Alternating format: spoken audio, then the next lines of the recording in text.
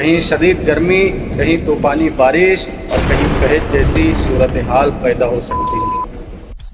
کیا آپ جانتے ہیں 9 مئی کے بعد ماہرین موسمیات نے شدید گرمی اور موسمی تبدیلیوں کی وارننگ دی ہے۔ اس کی ایک بڑی وجہ ہے ایل نینو۔ یہ ایک ایسا موسمی نظام ہے جو دنیا بھر کے موسم کو بدل دیتا ہے۔ کہیں شدید گرمی، کہیں طوفانی بارش اور کہیں قحط جیسی صورتحال پیدا ہو سکتی ہے۔ لیکن ایک مسلمان کے لیے یہ صرف خبر نہیں بلکہ اللہ کی قدرت کی ایک یاد دہانی ہے۔ آج بھی وقت ہے، گناہوں سے توبہ کریں، دعا کریں اور اللہ سے اپنوں کی حفاظت مانگیں، کیونکہ جب قدرت کا نظام بدلتا ہے تو انسان کی طاقت کچھ بھی نہیں رہتی۔